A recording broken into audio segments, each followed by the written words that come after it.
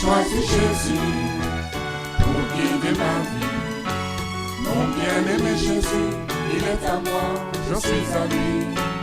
J'ai choisi Jésus pour guider ma vie.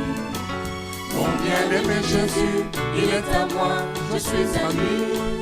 J'ai choisi Jésus pour guider ma vie. Mon bien-aimé Jésus, il est à moi, je suis à lui. J'ai choisi Jésus pour guider ma vie. Mon bien-aimé Jésus, il est à moi, je suis à lui. En marchant dans les chemins, dans les rues, observant tous les passants, chacun suivant sa propre voie. Bonjour à tous et bonjour à toutes. Que le nom du Seigneur soit béni et que sa grâce encore se manifeste durant ce temps que nous allons passer ensemble avec le Saint-Esprit. Parce que le Seigneur dit que là où deux ou trois sont assemblés en son nom, il est au milieu d'eux. Et nous croyons que le Seigneur est au milieu de nous. Parce que nous ne nous assemblons pas par habitude, mais par amour pour le Seigneur. Et pour qu'il agisse aussi au milieu de nous. Nous allons prier afin que le Seigneur nous conduise et qu'il dispose aussi nos cœurs pour cette adoration et cette louange au nom de Jésus. Éternel, merci encore pour ta bonté. Nous te bénissons, Seigneur, parce que tu nous as permis d'arriver jusqu'à ces lieux sans problème, sans encombre, Seigneur. Merci pour ta grâce, Seigneur, parce qu'aujourd'hui, tu nous as donné la vie et tu nous donnes le souffle de vie. Merci car c'est toi qui nous conduis, Seigneur. Nous te bénissons, Seigneur, et prions que tu prennes le contrôle pendant ce moment, Seigneur. Que nos cœurs ne soient pas partagés, que nos cœurs, Seigneur, soient, Seigneur Jésus, délestés de toute forme de colère, de toute forme de lourdeur, de fatigue, Seigneur, et que nous puissions, Seigneur Jésus, être transportés par ton Esprit, Seigneur, pendant ce temps d'adoration. Que la gloire revienne à toi seul, Seigneur, et que tu prennes le contrôle en toutes choses au nom de Jésus. Nous allons prendre le chant numéro 186 à la page 56, qui dit que nous couronnons Jésus, mais nous le couronnons parce qu'il est roi et parce que nous avons fait le choix de le mettre à la première place dans nos vies. Prions et prenons ce temps de louange avec joie, avec simplicité, au nom de Jésus.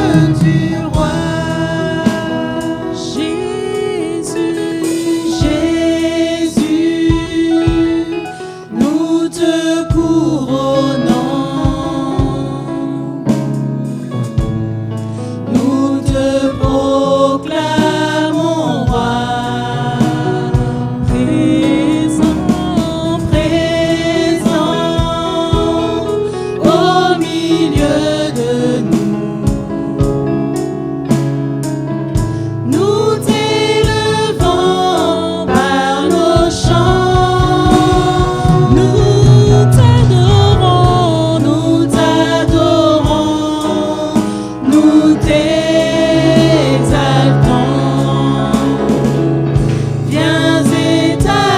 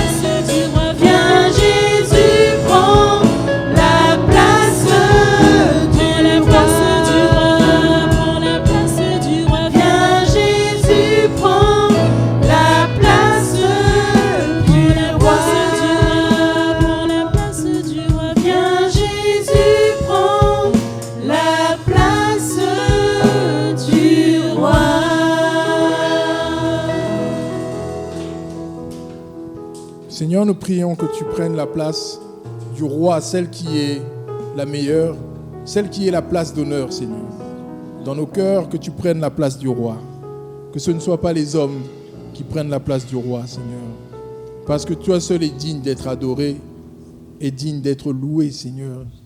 Lorsque nous retraçons tout ce que tu as opéré dans nos vies et tout ce que tu fais encore et toutes les promesses, Seigneur, que tu nous donnes au travers de ta parole, nous ne pouvons que te mettre à la place du roi, à la place du chef, à la place du souverain, à la place de celui qui prend toutes les décisions, Seigneur. Nous voulons nous effacer et que toi tu grandisses, que tu croisses, Seigneur. Viens agir, Seigneur, parce que nous croyons en toi et nous voulons marcher, Seigneur, selon tes voies, selon tes lois, Seigneur. Pardonne-nous pour nos iniquités, Seigneur.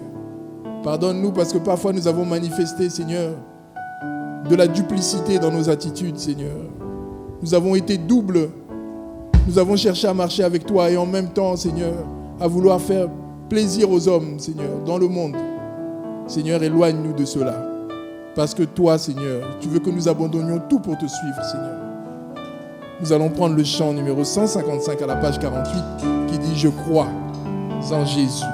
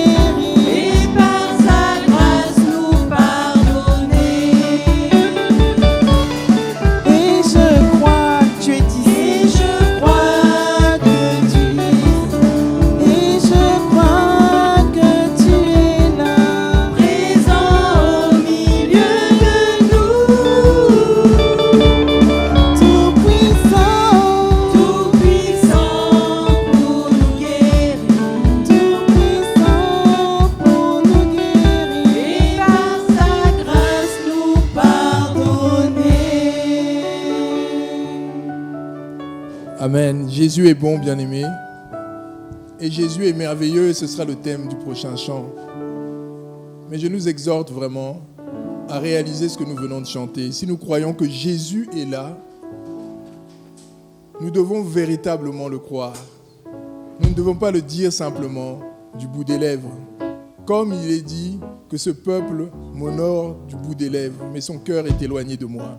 Bien-aimés, je nous exhorte, et même ceux qui sont loin, ceux qui nous suivent à distance, à refuser l'orgueil, à refuser les duplicités. Trop de gens sont encore dans l'orgueil. Trop de gens sont encore dans les duplicités. Les duplicités, c'est le fait d'être dans les deux mondes, entre guillemets, de vouloir marcher pour Dieu et de vouloir faire plaisir au monde. Bien-aimé, ce n'est pas du Seigneur, cela. Si tu es chrétien, sors de la duplicité. Si tu es chrétien, refuse l'orgueil. Pourquoi est-ce que j'insiste ? Parce qu'il y a eu un acte qui a été commis à la croix. Jésus est venu à la croix justement pour ces orgueilleux que nous sommes. Il est venu à la croix pour les gens qui étaient dans ces duplicités. Il est venu à la croix pour les religieux afin qu'ils se repentent. Il est venu à la croix afin que nous puissions recevoir son esprit et être transformés de l'intérieur. Et si tu n'es pas encore transformé de l'intérieur, prie au fond de toi. Je t'invite à prier, à te repentir sincèrement et à faire le choix de marcher véritablement avec Jésus. À ne pas être dans les apparences. Parce que le jour du jugement, tu seras seul. Et beaucoup ont été étonnés lorsque le Seigneur les a rappelés à lui. Ils ne voulaient pas mourir le jour même comme Ézéchias. Ils ont dit non, pas maintenant. Mais quand la mort t'appelle, bien-aimé, tu ne peux pas négocier. Jésus est merveilleux. Louons-le. Chant numéro 135 à la page 42. Il est merveilleux. Merveilleux,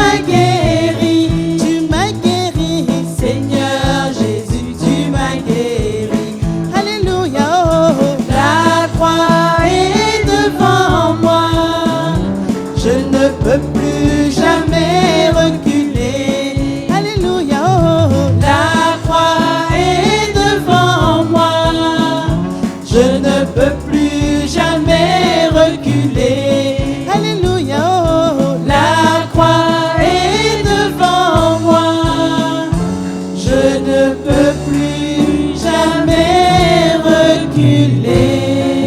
Alléluia. Alléluia. Bien-aimé, c'est vrai, la croix, elle est devant nous. On ne peut plus reculer. Et je m'adresse à toi, bien-aimé, toi qui es toujours dans les doutes, toi qui es, depuis tout à l'heure, j'insiste avec ça, un pied dedans, un pied dehors. Cette chanson, La croix est devant moi, nous avait expliqué le contexte. Je me souviens, c'était en Inde apparemment, ou je ne sais pas dans quel pays, où on avait exécuté des chrétiens et où on voulait l'obliger soit à abjurer, c'est-à-dire à refuser sa foi, sinon on tuait ses enfants, sa femme, etc.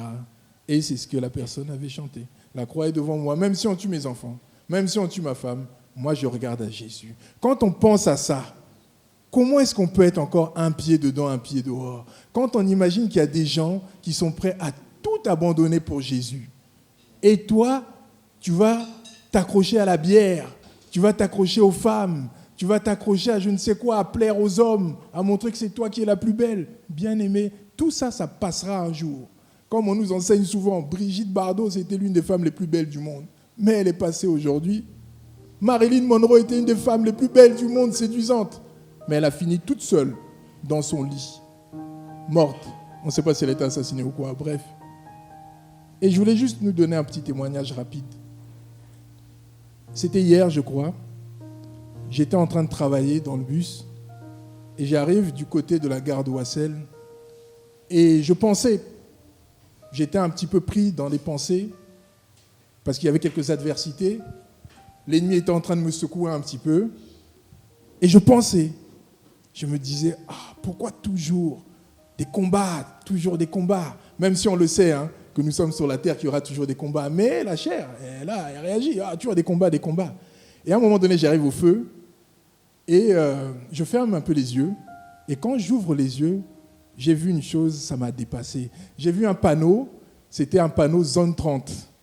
Et sur le panneau, il y avait 2 colombes qui étaient sur ce panneau-là. Et les 2 colombes, elles étaient proches l'une contre l'autre.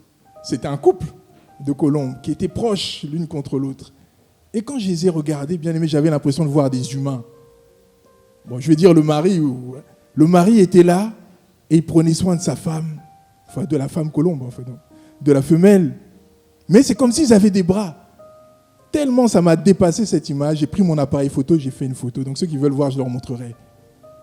Et les 2 colombes étaient là et elles manifestaient une sorte de paix, une sorte de sérénité. Je me disais, mais voilà les oiseaux, comme dit la Bible, c'est la vérité. Les oiseaux, ils sont tranquilles. Ils sont sur un panneau, ils ne craignent rien, ils vivent leur vie, ils sont à l'aise, ils ne sont pas là à vouloir montrer qui est le plus beau, qui est le mieux habillé. Je plais à qui? Non, on est des colombes, Dieu nous a unis, on reste ensemble, comme il est dit pour la vie. Alléluia. Ça, c'est la création de Dieu, bien-aimés. Ça, c'est la création de Dieu. Et je nous invite à toujours garder cette image que le Seigneur est toujours présent et qu'il prend soin de nous. C'est lui qui nous console par son esprit. Quand il nous envoie le consolateur, c'est pour ça.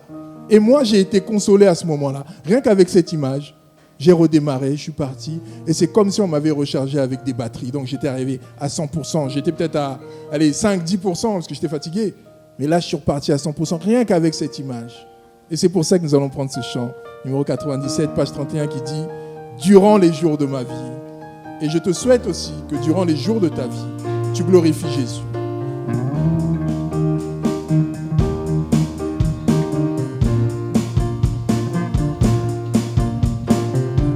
Durant les jours de ma vie, je veux dire que tu es roi. Jésus, tu es le roi. Durant les jours de ma vie, je veux dire que tu es roi. Je veux dire de tout mon cœur, Jésus, tu es le roi. Jésus, tu es le roi. Jésus, tu es le roi. Jésus, tu es le roi. Durant les jours de ma vie, je veux proclamer ton nom, proclamer ton saint nom. Durant les jours de ma vie, je veux dire que tu es roi. Tu es vraiment le roi.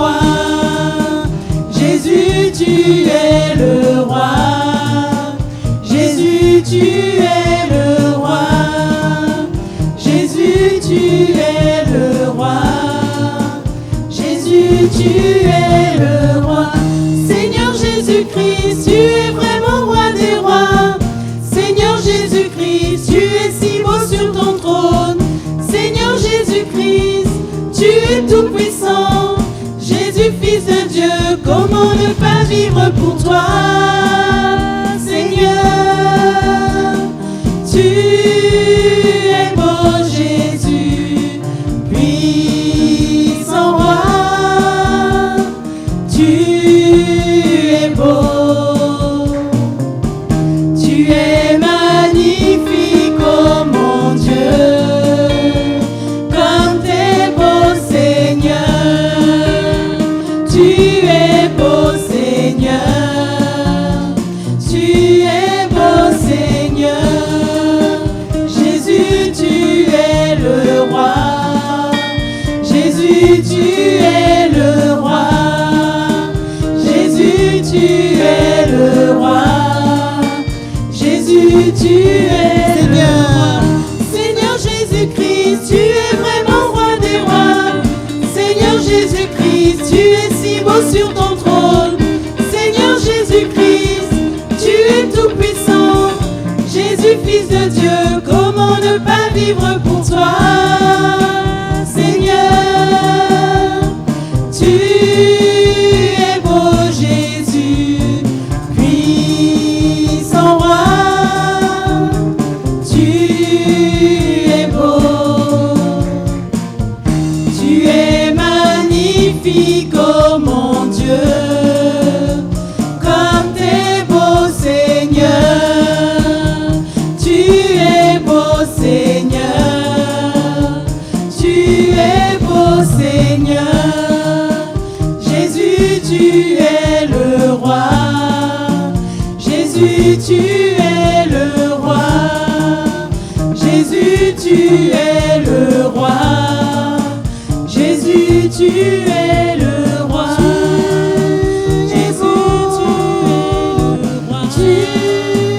Jésus, tu es le roi. Oui, ton roi, tu es le roi. Jésus, tu es le roi. Tu es magnifique, oh mon Dieu, comme t'es beau, Seigneur. Tu es beau, Seigneur. Tu es beau, Seigneur. Jésus, tu es le roi.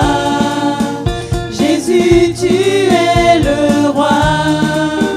Jésus, tu es le roi. Jésus, tu es le roi. Jésus.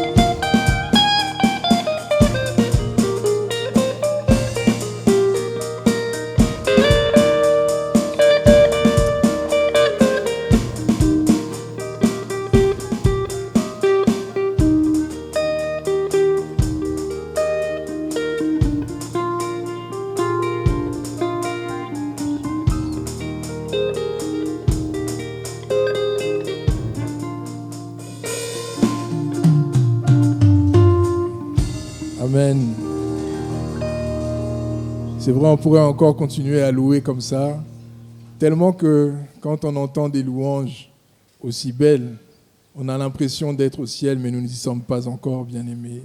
Ce qu'on vient d'entendre, c'est juste un aperçu, 1 milliardième, on va dire, du ciel. 1 milliardième, hein, donc c'est vraiment, vraiment, vraiment petit. Mais au ciel, qu'est-ce que ça sera? Nous allons prier afin que le Seigneur nous conduise dans l'écoute de cet enseignement et que cet enseignement nous aide à aller plus loin et à atteindre justement ce ciel-là lorsque le Seigneur viendra nous récupérer. Seigneur, merci encore pour ta grâce. Nous te prions, Seigneur, parce que tu nous as encore remplis de ton amour, de ta bonté et de ces merveilles, Seigneur, que nous pouvons distinguer au travers cette adoration et cette louange.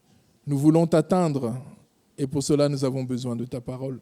Seigneur, soutiens notre bien-aimé qui va nous enseigner encore, que ton Esprit Saint fasse son œuvre et que cela, Seigneur, nous aide à véritablement être des disciples, marchant comme toi, à ta ressemblance, sortant des duplicités et ayant un cœur, Seigneur, tourné vers toi.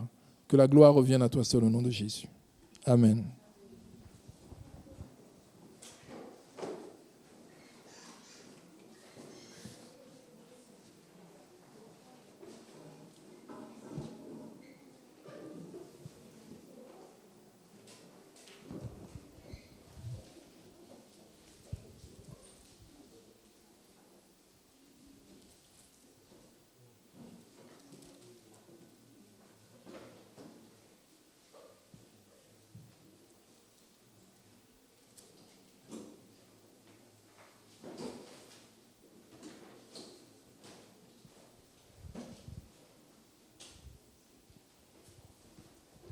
Gloire à Dieu.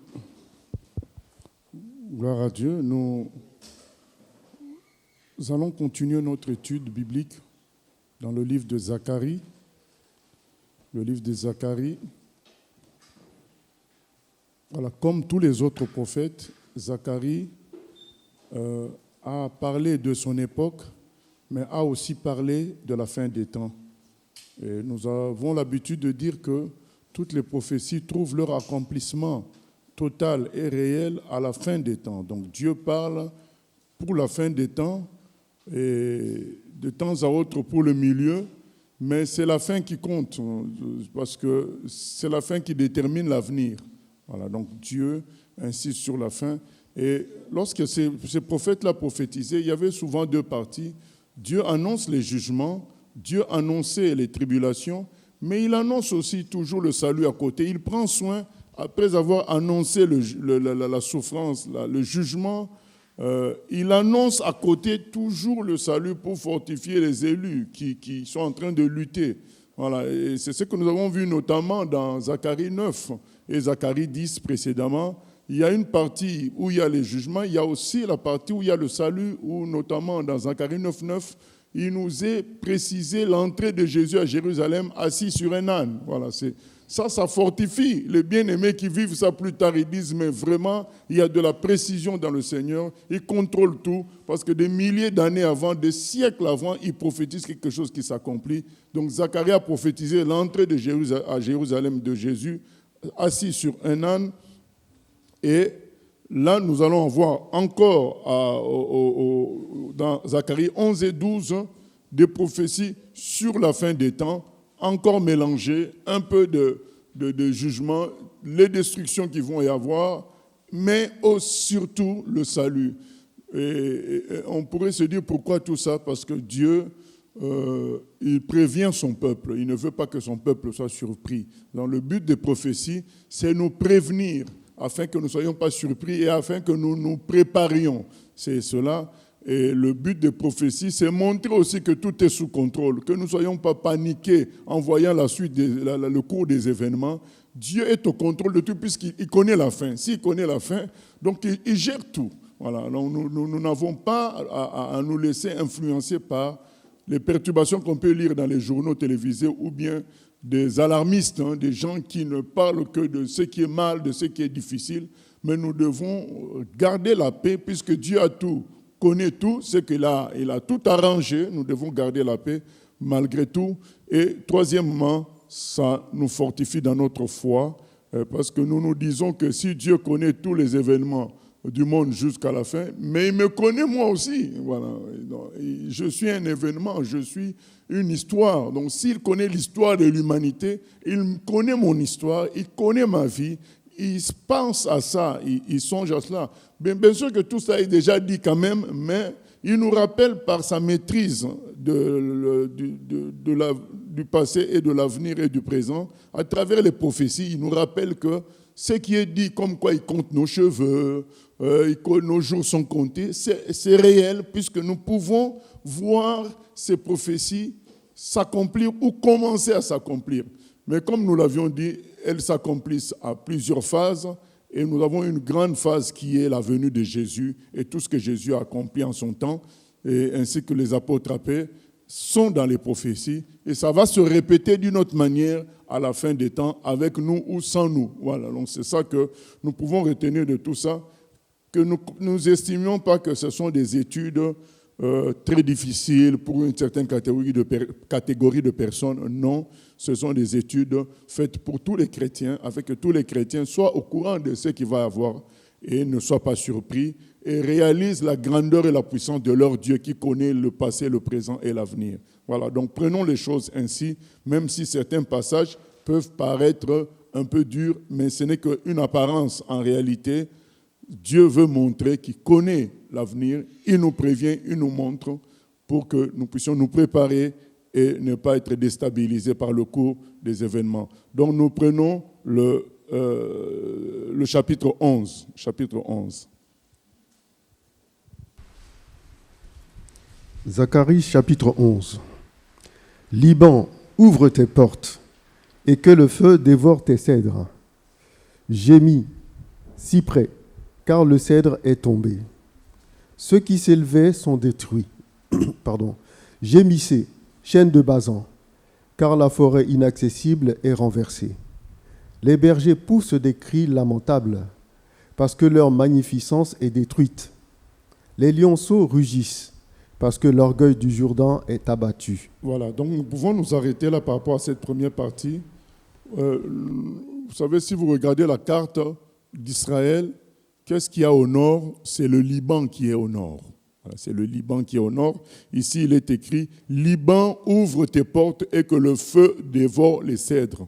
Donc, si on dit « Liban, ouvre tes portes », ça veut dire que le feu va passer par le Liban. Donc, ça nous rappelle toujours l'attaque qui viendra du nord. Donc, c'est une guerre qui est prophétisée chez plusieurs prophètes, avec Ézéchiel, la guerre de Gog et Magog notamment, avec Daniel. Tous y parlent d'une invasion qui viendra du nord. Donc, quand on dit « Liban, ouvre tes portes », ça veut dire que Dieu ordonne que ça passe par le nord d'Israël. Le Liban est symbolisé par un arbre qui est très grand, qu'on appelle le cèdre. Donc c'est ça la fierté du Liban. Quand on parle du Liban, on parle du cèdre. Voilà, c'est sa fierté. Et c'est pourquoi c'est écrit « Liban, ouvre tes portes et que le feu dévore tes cèdres ». Voilà, les cèdres, c'était la fierté du Liban, ces arbres-là. Et voilà, « Gémis cyprès, car le cèdre est tombé ». Maintenant, on dit « Mais si le cèdre est tombé, vous les autres, là, parce que c'est double image. Hein. Le cèdre, c'est quand même des gens grands. Et si eux, ils sont tombés, gémis cyprès, car le cèdre est tombé. Donc les arbres qui viennent après, dans la suite de la progression jusqu'en Israël, ces arbres-là aussi vont tomber. Gémissez, chêne de Basan. Voilà, donc vous aussi, vous allez tomber, car la forêt inaccessible est renversée. Voilà, donc les bergers poussent des cris lamentables parce que leur magnificence est détruite. Les lionceaux rugissent parce que l'orgueil du Jourdain est abattu. Donc on nous explique qu'il y aura une invasion et les gens les plus honorables du coin, parce que ces arbres-là peuvent représenter aussi les gens les plus honorables du coin qui vont tomber. Voilà, ils vont tomber sans secours. Voilà, nous continuons les deux bergers, verset 4. Ainsi parle l'Éternel, mon Dieu. Paie les brebis destinées à la boucherie. Ceux qui les achètent les égorgent impunément. Celui qui les vend dit : Béni soit l'Éternel, car je m'enrichis, et leurs bergers ne les épargnent pas. Car je n'ai plus de pitié pour les habitants du pays, dit l'Éternel. Et voici, je livre les hommes aux mains les uns des autres et aux mains de leurs rois. Ils ravageront le pays, et je ne délivrerai personne de leurs mains. Alors, je me mis à paître les brebis destinées à la boucherie, assurément les plus misérables du troupeau. Je pris 2 houlettes. J'appelais l'une grâce, et j'appelais l'autre union, et je fis paître les brebis. J'exterminai les 3 bergers en 1 mois. Mon âme était impatiente à leur sujet, et leur âme avait aussi pour moi du dégoût. Et je dis : je ne vous paîtrai plus. Que celle qui va mourir meure, que celle qui va périr périsse, et que celles qui restent se dévorent les unes les autres. Alors là, on nous parle d'une tentative de Dieu de paître le troupeau, malgré le fait que c'est un troupeau incrédule, mauvais, parce qu'il est dit qu'ils sont destinés à la boucherie. C'est écrit « Ainsi par l'Éternel, mon Dieu, paie les brebis destinées à la boucherie ». Donc on demande à Zacharie de paître les brebis destinées à la boucherie. Et nous savons qu'il ne s'agit pas de Zacharie, parce que Zacharie ne fait que prophétiser. Il s'agit d'une autre personne, d'un autre serviteur de Dieu qui viendra, qui va faire ce travail-là, qui va essayer de paître les brebis, mais qui sont déjà destinés à la boucherie. Donc ça veut dire que c'est des gens qui, dans leur tête, sont déjà corrompus, mais on va essayer quand même de faire quelque chose. Donc Dieu essaie quand même de faire quelque chose par son Fils. Voilà. Donc Zacharie, là, il représente le Messie qui viendra paître les brebis, mais par rapport à la première venue, pas par rapport à la deuxième, parce que la première venue, la deuxième venue, ça sera, il pètera avec un sceptre d'airain. C'est pas là, ça sera dur, les gens vont se soumettre, mais dans la première venue, il vient dans la douceur, comme agneau, mais comme berger aussi. Mais c'est des brebis destinées à la boucherie. C'est ce qui explique que Jésus a finalement été rejeté parce que ces gens-là ne voulaient pas de ce genre de Messie. Ceux qui les achètent les égorgent. Voilà. Les gens vont massacrer le peuple juif. On a vu comment c'est que les Romains ont fait après Jésus. Celui qui les vend dit « Béni soit l'Éternel quand je m'enrichis ». Maintenant, celui qui les vend, c'est qui? C'est les autres bergers, à part le Messie. Il y a les pharisiens, les sadducéens, les hérodiens. Tous ces gens-là étaient comme des bergers d'Israël. Ces gens-là, en réalité, ils les vendent. Ils vendaient le peuple. Ils ne se préoccupaient pas de la relation entre le peuple et Dieu. Ils les vendaient au plus offrant, en se disant, c'est au nom de Dieu, béni soit l'Éternel, car je m'enrichis. Et ces gens-là étaient devenus très riches. Vous savez, le commerce qui se faisait au temple, ils étaient devenus très riches. Maintenant, Dieu dit, car je n'ai plus de pitié pour les habitants du pays, dit l'Éternel, et voici, je livre les hommes aux mains les uns des autres et aux mains de leurs rois. Ils ravageront le pays et je ne délivrerai pas de leurs mains. Donc, il les livre aux mains des uns des autres. Qu'est-ce qui s'est passé après Jésus, après que Jésus soit rejeté? Il y a eu les Romains qui ont assiégé à l'an 70 Jérusalem, et les gens se sont entretués entre juifs dans le but de chercher la nourriture. Et il y en a qui ont mangé carrément les morts des uns et des autres. Donc c'était la division au milieu des Juifs. Donc ils étaient livrés les uns aux autres parce qu'ils n'ont pas voulu au fait du vrai berger. Donc Dieu essaye quand même de les paître, mais ça ne marche pas. Il dit « je n'ai plus pitié ». Voilà, au verset 6. Verset 7. « Alors je me mis à paître les brebis destinées à la boucherie, assurément les plus misérables du troupeau. Je pris 2 houlettes, j'appelais l'une grâce et j'appelais l'autre union, et je fis paître les brebis. » Donc il vient avec la grâce dans le but d'unir Israël et Juda qui étaient séparés en ce moment-là. Voilà, c'est ça le Messie. Il vient avec ces 2 houlettes. Mais qu'est-ce qui se passe? Eh bien, plus tard, Dieu va exterminer les 3 pasteurs en un mois. C'est qui les 3 pasteurs? On suppose que c'est des gens éminents ou bien des systèmes éminents qui géraient Israël en ce moment-là, notamment les pharisiens, les sadducéens et les hérodiens. Donc c'est eux qui géraient le peuple, c'était eux les bergers. Donc les 3 systèmes-là, c'est comme ça que le peuple juif était géré à l'époque du Messie. Voilà. Et Dieu va les exterminer en utilisant les Romains. Il dit, en un mois, mon âme était impatiente à leur sujet et leur âme avait aussi pour moi du dégoût. Et je dis, je ne vous paîtrai plus, que celle qui va mourir meure, que celle qui va périr périsse, et que celles qui restent se dévorent les unes les autres. Comme j'ai dit précédemment, ils se sont mangés, même physiquement. Les uns ont mangé les cadavres, les morts des autres. Voilà. Maintenant, on arrive au verset 10. Est-ce qu'on a lu les... On n'a pas encore lu. Voilà. Verset 10. Je pris ma houlette grasse et je la brisai pour rompre mon alliance que j'avais traitée avec tous les peuples. Elle fut rompue ce jour-là, et les malheureuses brebis qui prirent garde à moi reconnurent ainsi que c'était la parole de l'Éternel. Je leur dis, si vous le trouvez bon, donnez-moi mon salaire, sinon ne le donnez pas. Et ils pesèrent pour mon salaire 30 cycles d'argent. L'Éternel me dit, jette-le au potier, ce prix magnifique auquel ils m'ont estimé. Et je pris les 30 cycles d'argent et je les jetai dans la maison de l'Éternel pour le potier. Puis je brisai ma seconde houlette, union, pour rompre la fraternité entre Juda et Israël. L'Éternel me dit, prends encore l'équipage. Voilà, on va s'arrêter là. Donc, je pris ma houlette grasse et je la brisai. C'est ce qui s'est passé. Jésus a été brisé, a été crucifié. La houlette grasse a été brisée.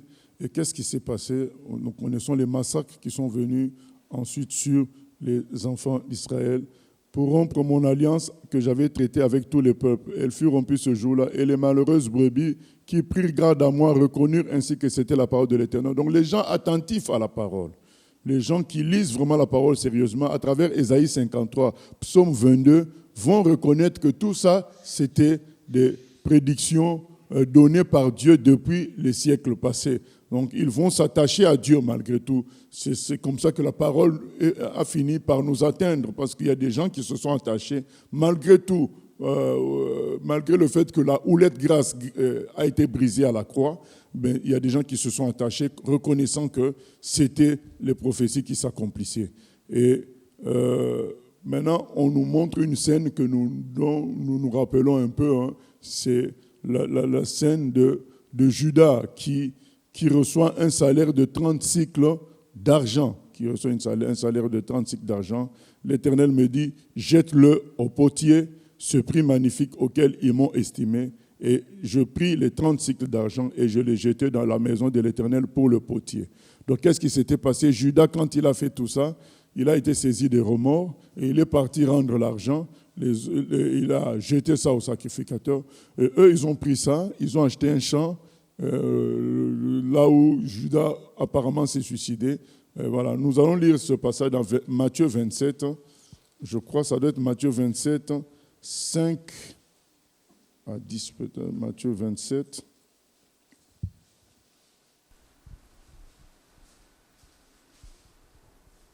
À partir du verset 5, je crois. Judas jeta les pièces d'argent dans le temple, se retira et alla se pendre. Les principaux sacrificateurs les ramassèrent et dirent, « Il n'est pas permis de les mettre dans le trésor sacré, puisque c'est le prix du sang. » Et, après en avoir délibéré, ils achetèrent avec cet argent le champ du potier, pour la sépulture des étrangers. C'est pourquoi ce champ a été appelé champ du sang, jusqu'à ce jour. Alors s'accomplit ce qui avait été annoncé par Jérémie, le prophète. Ils ont pris les 30 pièces d'argent, la valeur de celui qui a été estimé, qu'on a estimé de la part des enfants d'Israël, et ils les ont donnés pour le champ du potier, comme le Seigneur me l'avait ordonné. Voilà, exactement. Mais là, par contre, il dit Jérémie, mais c'est Zacharie. Voilà, ils ont donné le champ, voilà, ils ont acheté pour le champ du potier. Donc, nous voyons exactement ce que nous lisons dans Zacharie s'accomplir dans Matthieu 27.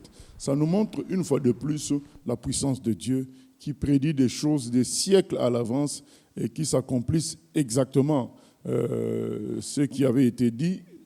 Et vous savez, ce prix-là, certains pensent que c'est peut-être un prix important. Non, c'était un prix, c'est 30 cycles d'argent.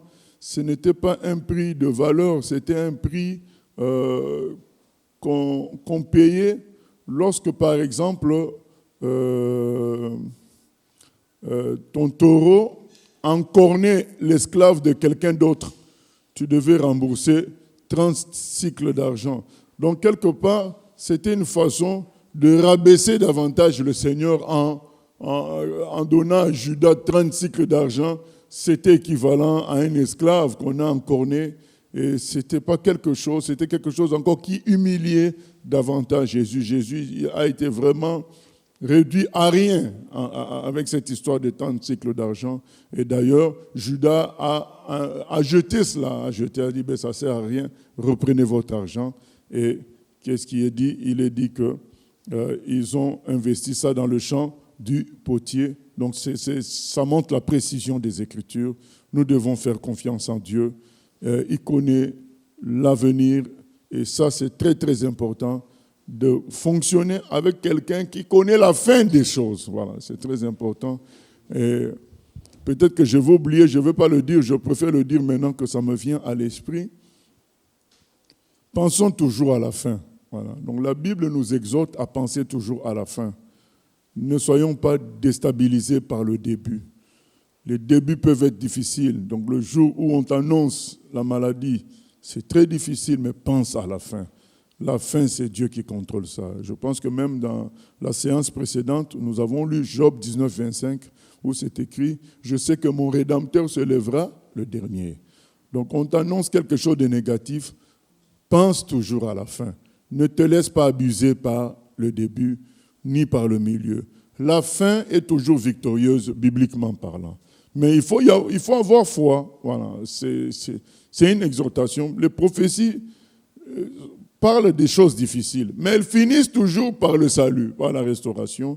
Pour le pauvre misérable, c'est dit qu'il y a des misérables qui se sont attachés, c'est écrit au verset 11, et les malheureuses brebis qui prirent garde à moi reconnurent, ainsi que c'était la parole de l'Éternel. Les malheureuses brebis, les misérables, sois misérable.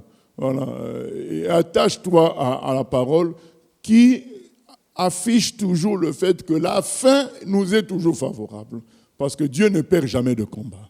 Si Dieu est avec nous, à la fin, c'est nous qui allons gagner. Peu importe ce qu'on peut te dire. Voilà. Mais malheureusement, nous perdons notre foi, déstabilisés par le début ou le milieu, et ce qui peut faire que la fin ne s'accomplisse pas. Parce que c'est la foi qui détermine les choses. Voilà. David n'a pas été impressionné par Goliath. Il a considéré qu'à la fin, c'est Goliath qui doit perdre si Dieu est avec eux. C'est comme ça qu'il faut voir les choses. Même quand les choses paraissent immenses, vous savez, devant la mer Rouge, qu'est-ce que tu peux dire devant la mer Rouge? Tu peux réfléchir pendant...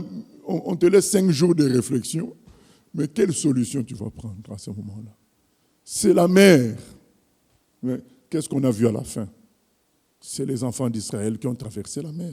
Et il y a eu une solution. Il y a eu une solution. Pierre en prison, je crois qu'il devait être exécuté le lendemain. Le lendemain, ils viennent ouvrir la cellule, il n'est plus là. Est-ce que tu peux penser à ça? Ben oui. Au fait, la fin nous est toujours favorable. Il faut vraiment retenir ça. Les prophéties, Dieu les donne pour que nous comprenions que la fin nous sera favorable. Ce n'est pas pour que nous paniquions. C'est pour que nous comprenions que oui, il y aura des temps de panique, des temps de complications pour tout le monde, mais pour vous, les brebis misérables, vous attachez à Dieu, votre fin sera toujours glorieuse. Oui, vous serez comme des brebis misérables, mais votre fin est glorieuse. Acceptons le temps où nous sommes pris comme des brebis misérables par les autres, mais nous n'en sommes pas en réalité. Le choix que nous faisons de Dieu fait de nous des princes et des princesses, et la victoire nous appartient. David a dit à Goliath, qui parlait de procédure, il dit à David, mais toi tu crois qu'avec un bâton et des pierres, tu peux me vaincre?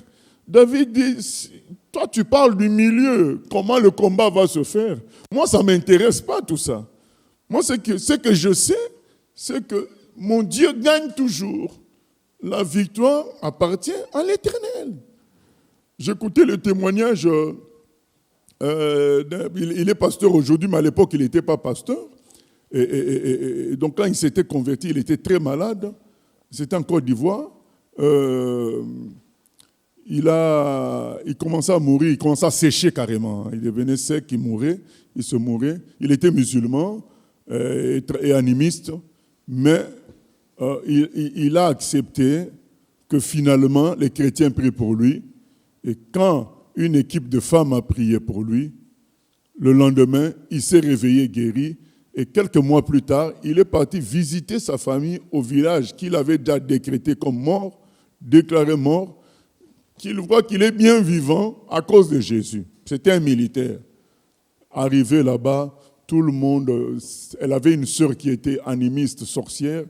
Elle a été agitée par un mauvais esprit qui est venu, suivi par beaucoup de monde, le voir pour lui dire « Tu nous as trahis, c'est nous qui t'avons guéri, tu dis que c'est Jésus ». Et donc, influencé par toute cette masse-là, il a régné Jésus. On l'a mis de peinture au kaolin, tout ça. Il a fait les traditions ancestrales pour régner Jésus. Et le lendemain, il a retrouvé sa maladie.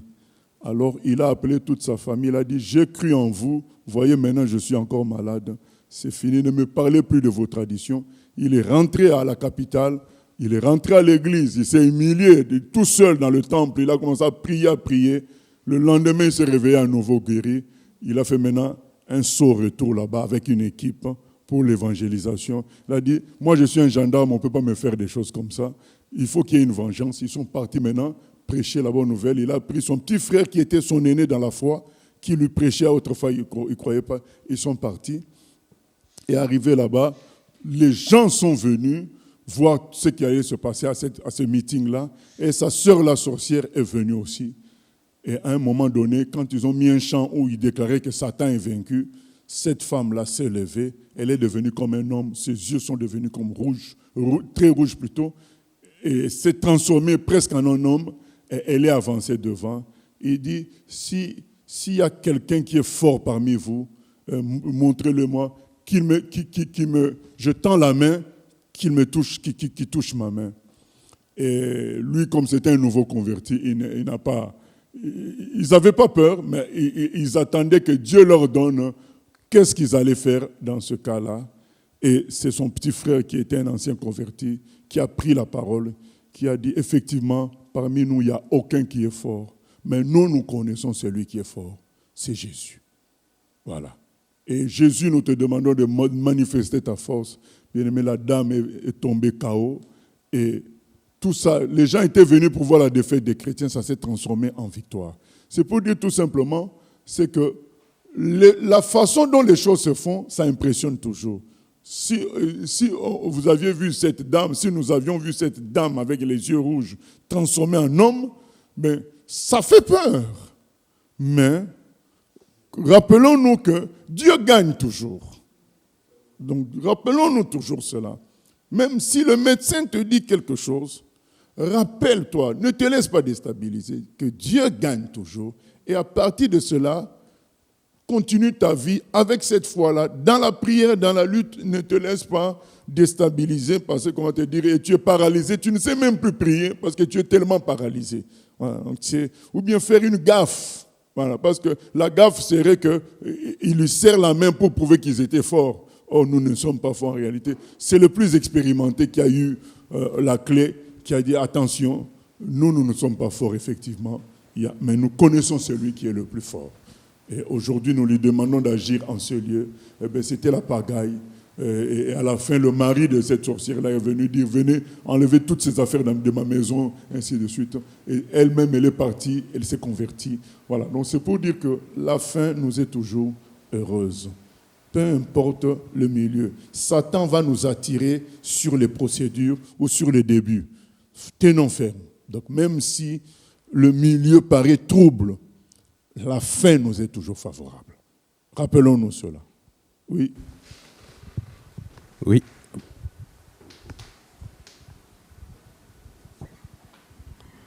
Il y a une question Internet. Bonsoir bien-aimés. Au verset 10 du chapitre 11, donc entre guillemets, tous les peuples pour l'alliance conclue avec Dieu. S'agit-il du peuple d'Israël ou de tous les peuples de la terre? Sinon, de quelle alliance? Non, il s'agit de l'alliance conclue entre Dieu et les enfants d'Israël. Donc en ce moment-là, quand la grâce est brisée, ils se retrouvent dans la difficulté. C'est-à-dire qu'ils étaient comme couverts par la grâce, mais au moment où la grâce est brisée, ils sont livrés aux Romains, et ainsi de suite. C'est dans cette logique-là. Maintenant, tous les peuples, ça pourrait, c'est des mots qui sont traduits, mais l'idée qui est là, c'est que Jésus a essayé d'être leur berger, ils n'ont pas voulu, et Dieu a brisé, parce que c'était par grâce, tout ça. Dieu a brisé ça, et il les a livrés, quoi. Voilà. Maintenant, il y aura un jour où cette grâce, cette houlette-là sera brisée aussi envers tous les peuples le jour du jugement. Donc, ça sera comme ça. Voilà. Ok, nous continuons. Verset 15. L'Éternel me dit, prends encore l'équipage d'un berger insensé, car voici, je susciterai dans le pays un berger qui n'aura pas souci des brebis qui périssent. Il n'ira pas à la recherche des plus jeunes. Il ne guérira pas les blessés. Il ne soignera pas les saines. Mais il dévorera la chair des plus grasses et il déchirera jusqu'aux cornes de leurs pieds. Malheur au berger indigne qui abandonne ses brebis. Que l'épée fonde sur son bras et sur son œil droit. Que son bras se dessèche et que son œil droit s'éteigne. Voilà, que son œil droit s'éteigne. De quel berger il s'agit maintenant, dans cette deuxième partie? Il s'agit probablement de l'Antichrist. Parce que ce chapitre 11 fait allusion à 3 sortes de bergers. Le Messie, les bergers, les sous-bergers qu'on pouvait trouver à l'époque, que ce soit les pharisiens, les sadducéens, les prêtres, les hérodiens. Voilà, il y a des bergers simples qui paissent le troupeau, mais qui ont un mauvais comportement. Et ces bergers-là, qui vendent le troupeau et qui pillent le troupeau, sont semblables aux pasteurs aujourd'hui évangéliques, donc, et bien sûr au catholicisme. C'est des gens qui pillent le troupeau, qui font mal au troupeau. Donc c'est la même chose. C'est des mauvais bergers. Mais ces bergers-là sont l'image de qui? Sont l'image de l'Antichrist, qui viendra maintenant comme un berger de toute l'humanité. Donc c'est ce qu'on nous présente là. Donc un berger va être suscité, puisque vous n'avez pas accepté le bon berger, on va vous donner le mauvais berger. Ça se trouve dans Jean 5, je crois 43, on peut voir ça. Jésus dit, puisqu'on ne l'a pas accepté lui, on va leur donner quelqu'un qu'ils vont accepter. Voilà. Jean 5, 43. Je suis venu au nom de mon Père, et vous ne me recevez pas. Si un autre vient en son propre nom, vous le recevrez. Voilà. Donc, je suis venu au nom de mon Père, vous ne me recevez pas. Quelqu'un d'autre viendra en son propre nom, vous allez le recevoir. C'est ce qui va se passer avec l'Antichrist. Les gens vont l'aimer. Les gens vont s'attacher à lui. On a des aperçus d'Antichrist avec des gens comme Obama, Mandela, des gens que l'humanité entière va aimer comme ça. Voilà. Et il viendra un Antichrist que le peuple juif va aimer.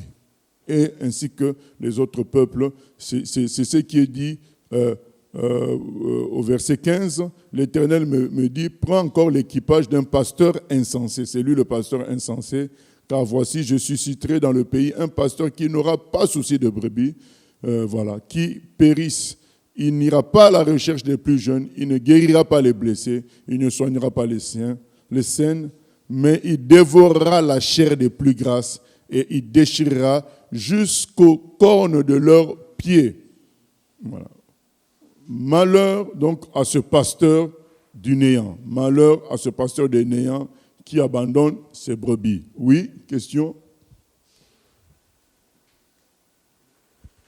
Oui, pasteur, je sais pas, en quoi est-ce que Mandela c'est un antichrist? En quoi? Parce que c'est le genre de personne qui est aimé par tout le monde. La Bible dit, si tout le monde dit du bien de vous, c'est qu'il y a un problème avec vous. Dans ce cas-là, tous les stars, ce sont des antichrists. Ah oui, non, pas parce qu'ils n'avaient pas la puissance de Mandela. ces stars-là. De quelle star tu veux parler, par exemple? Tout ce qu'on entend, les grands noms qui sortent actuellement. Mais c'est des grands noms, mais ils n'ont pas une puissance politique de pasteurs comme les Mandela, comme les Obama. C'est des dirigeants, des pasteurs. Voilà, c'est pas pareil. Voilà. Les autres sont très connus, mais ce ne sont pas des pasteurs. Voilà. Donc, Mandela, on disait que du bien de lui.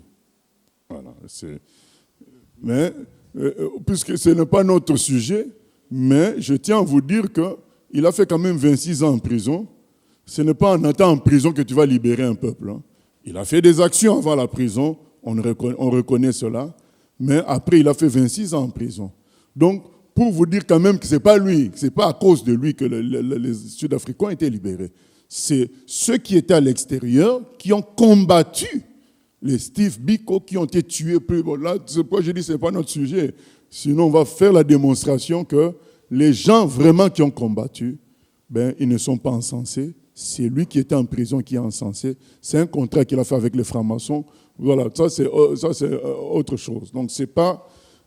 mais la Bible nous soutient dans le sens où tout le monde aimait ce monsieur-là. Il y a des rues dans le monde entier avec son nom, des écoles dans le monde entier avec son nom. Voilà.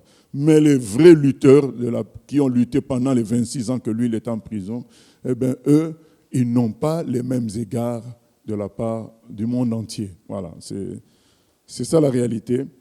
Et maintenant, il y a un détail. Moi, je pense que, puisqu'on nous dit que dans Thessaloniciens, que nous allons voir l'impie, je pense qu'un des détails qu'on nous donne sur lui, peut-être c'est le suivant. Malheur au pasteur de Néant qui abandonne ses brebis, que l'épée fonde sur son bras et sur son œil droit, que son bras se dessèche et que son œil droit s'éteigne.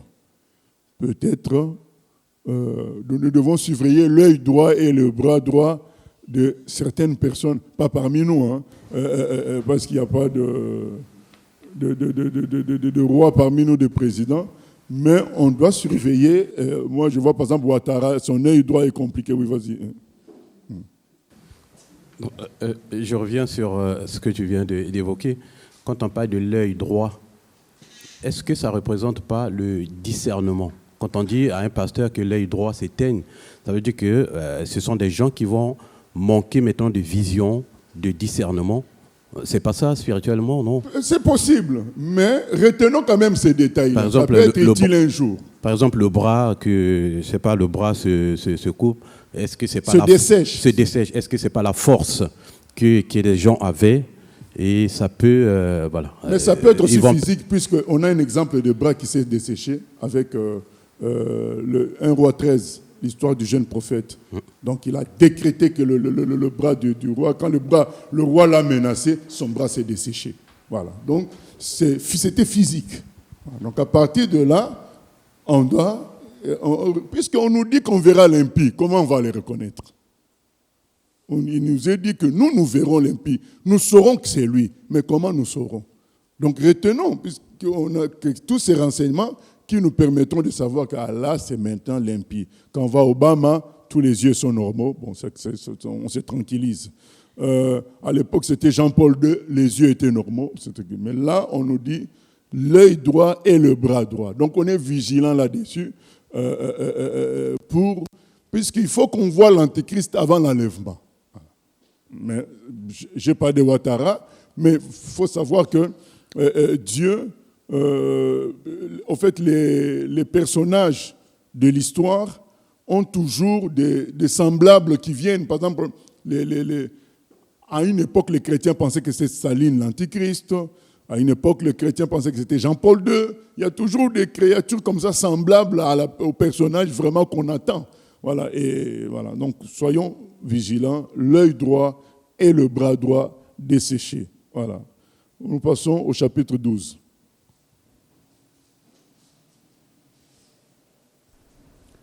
Oracle, parole de l'Éternel sur Israël. Ainsi parle l'Éternel qui a étendu les cieux et fondé la terre, et qui a formé l'esprit de l'homme au-dedans de lui. Voici, je ferai de Jérusalem une coupe d'étourdissement pour tous les peuples d'alentour. et aussi pour Juda dans le siège de Jérusalem. En ce jour-là, je ferai de Jérusalem une pierre pesante pour tous les peuples. Tous ceux qui la soulèveront seront meurtris, et toutes les nations de la terre s'assembleront contre elle. Voilà. Ce que nous lisons s'accomplit déjà maintenant, même si ce n'est pas la dimension qu'on attend pour la fin. Donc il dit qu'il fera de Jérusalem une pierre pesante pour toutes les nations. Ceux qui vont s'y risquer, ceux qui voudront contrôler Jérusalem auront de grands problèmes.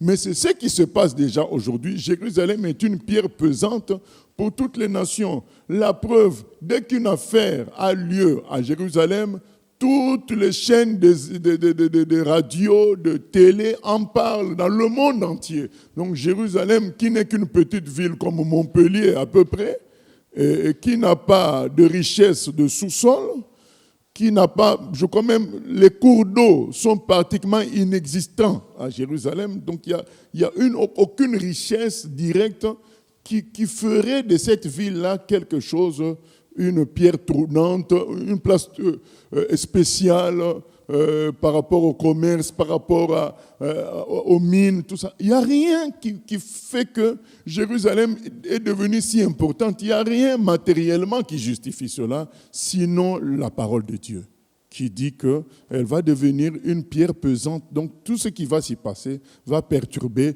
les nations. Un problème se passe à Jérusalem. Quand il y a le match de PSG, ça ressort avec les drapeaux palestiniens, avec ceci. Un problème qui se passe à Jérusalem. Tu es en Afrique, tu es chrétien, les gens t'attaquent, c'est comme si tu étais toi à Jérusalem. Ah, vous, mais c'est pas nous, mais non, mais oui, mais c'est votre Dieu là. Voilà, donc Jérusalem est devenu un problème pour les nations. Les gens qui essayent de se mêler de ce problème se retrouvent toujours en difficulté, mais il y aura un temps où ça sera encore plus grave. C'est ça que nous lisons là, nous continuons. En ce jour-là, dit l'Éternel, je frapperai d'étourdissement tous les chevaux et de délire ceux qui les monteront. Mais j'aurai les yeux ouverts sur la maison de Juda, quand je frapperai d'aveuglement tous les chevaux des peuples. Les chefs de Juda diront en leur cœur, les habitants de Jérusalem sont notre force, par l'Éternel des armées, leur Dieu.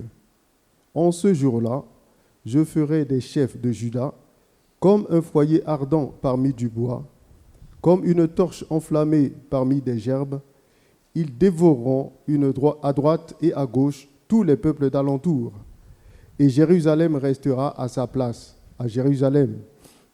L'Éternel sauvera d'abord les tentes de Juda, afin que la gloire de la nation de David, la gloire des habitants de Jérusalem, ne s'élève pas au-dessus de Juda. En ce jour-là, l'Éternel protégera les habitants de Jérusalem, et le faible parmi eux sera dans ce jour comme David. La maison de David sera comme Dieu, comme l'ange de l'Éternel devant eux.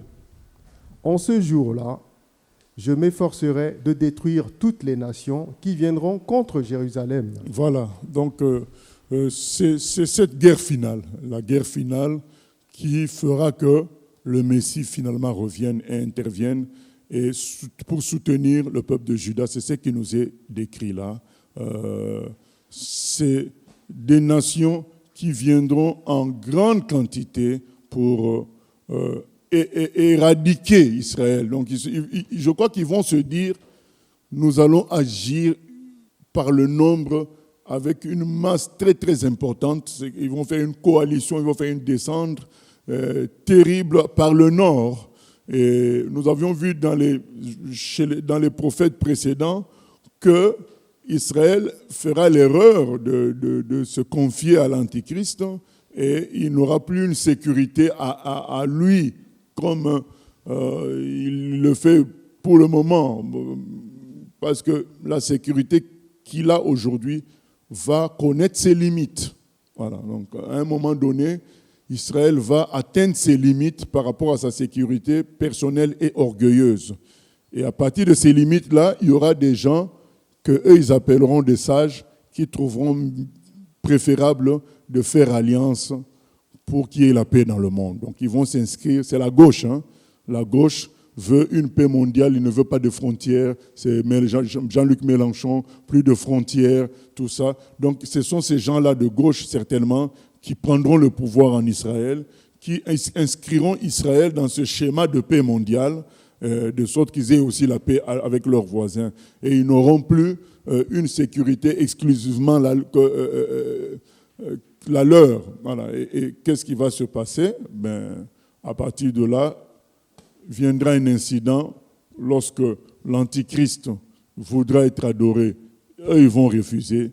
Et c'est là qu'il y aura cette descente de toutes ces armées-là sur Israël. Et en ce moment-là, Dieu va intervenir.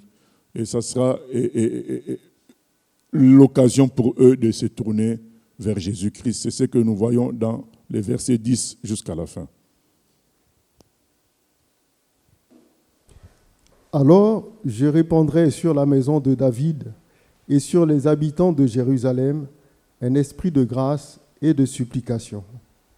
Et ils tourneront les regards vers moi, celui qu'ils ont percé. Ils pleureront sur lui comme on pleure sur un fils unique. Ils pleureront amèrement sur lui comme on pleure sur un premier-né. En ce jour-là, le deuil sera grand à Jérusalem, comme le deuil d'Adrimon dans la vallée de Megiddo. Le pays sera dans le deuil, chaque famille séparément, la famille de la maison de David séparément, et les femmes à part, la famille de la maison de Nathan séparément, et les femmes à part, la famille de la maison de Lévi séparément, et les femmes à part, la famille de Shimei séparément, et les femmes à part. Toutes les autres familles, chaque famille séparément, et les femmes à part. Voilà, donc on nous annonce un temps où finalement, dos au mur, Israël va reconnaître que sa propre force ne tient pas la route. Seul Dieu peut les délivrer. Et en ce moment-là, ils se diront, ils verront le Messie, et ils reconnaîtront celui qu'ils avaient percé. Ils diront, et ils vont pleurer, ils vont dire, mais donc nous avons passé toutes ces années-là à te rejeter, toi notre frère. Donc ils pleureront, ça sera un grand deuil de réconciliation. Et c'est comme ça que se passera la fin des choses. Il y aura une réconciliation entre Dieu à travers son Fils et son peuple. Ils vont pleurer comme on pleure. Le pays sera dans le deuil, chaque famille séparément, comme on pleure sur un premier-né. Donc ils vont pleurer terriblement d'avoir négligé Jésus pendant tout ce temps. Mais Dieu est bon, ça sera la réconciliation en même temps que la délivrance. Voilà le chapitre 11 et 12 qui nous montre la fin des choses. Chapitre 11, les mauvais pasteurs, mais qui dirigent mal les brebis, Dieu va envoyer le vrai pasteur, mais il ne sera pas accepté. Et en n'étant pas accepté, Dieu va lâcher la houlette grasse qui va faire que le jugement va tomber sur Israël. Ça va tomber du temps des Romains. Et ensuite, on nous montre le mauvais pasteur, le plus mauvais de tous, le plus grand de tous, qui viendra à la fin, l'Antichrist, parce que les gens ont rejeté le Messie qui était venu pour les sauver. Voilà. Et le chapitre 12 nous montre la finalité de la guerre Gog et Magog. Toutes les nations vont déferler à Jérusalem parce que chaque nation n'arrivait pas à gérer Jérusalem par elle-même. Donc il faudra une coalition pour descendre régler le compte de Jérusalem. C'est là que le Seigneur viendra et il y aura réconciliation dans les pleurs, dans le deuil, voilà, en même temps. Parce que ça voudrait dire qu'ils se sont privés de leurs frères pendant plus de 2000 ans et ça sera les pleurs. C'est ainsi que la fin, on s'approche de la fin du livre de Zacharie. Il y a encore des choses à voir, extraordinaires. Voilà, et que Dieu soit béni. Donc nous allons prier que Dieu nous aide à nous fier à lui concernant nos vies. Comme nous avions dit en mission au Gabon, quand notre thème c'était Dieu existe. Si tu crois que Dieu a fait le soleil, il a fait la lune, il a fait les étoiles, telles qu'elles sont brillantes comme ça, alors crois aussi que toi, tu es une créature brillante, puisque lui, il ne change pas. Il est brillant dans sa création. Si tu crois qu'il a fait les cieux et la terre, ce n'est pas pour que ça reste une foi théorique, il a fait les cieux et la terre. Il faut que ça devienne concret chez toi-même. Donc si Dieu a créé le soleil et la lune, il m'a créé aussi. Donc je suis brillant.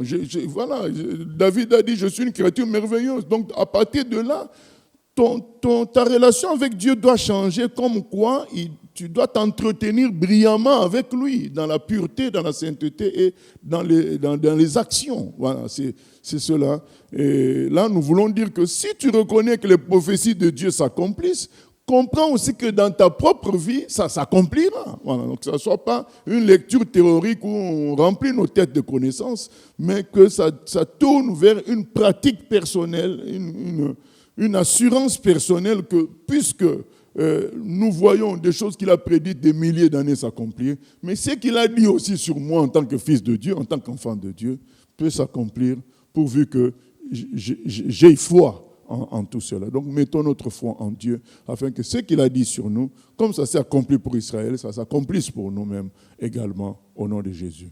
Seigneur, nous venons prier pour te remercier pour la connaissance que tu nous donnes à travers les Écritures. Pas une connaissance stérile qui conduit à être juste un professeur à l'université, mais une vraie connaissance qui nous amène à la pratique, Seigneur, qui nous amène à l'assurance que la précision qu'on voit des prophéties concernant Israël, Judas, Jésus, mais c'est la même précision pour la vie de chacun d'entre nous. Il suffit que nous croyions, Seigneur, et nous allons vivre cela. Puisque si tu as créé le soleil qui brille comme ça, eh bien, tu n'as pas fait d'autres créatures moindres. Toutes tes créations sont brillantes. Et nous en sommes, Seigneur. Merci de nous aider à entrer dans la vraie pratique de ta parole. Au nom de Jésus-Christ. Béni soit ton nom, Papa. Amen.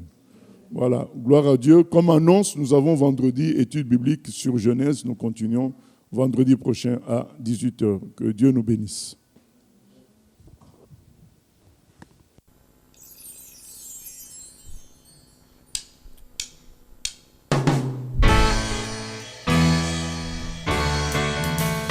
J'ai choisi Jésus pour guider ma vie. Mon bien-aimé Jésus, il est à moi, je suis à lui. J'ai choisi Jésus pour guider ma vie. Mon bien-aimé Jésus, il est à moi, je suis à lui. J'ai choisi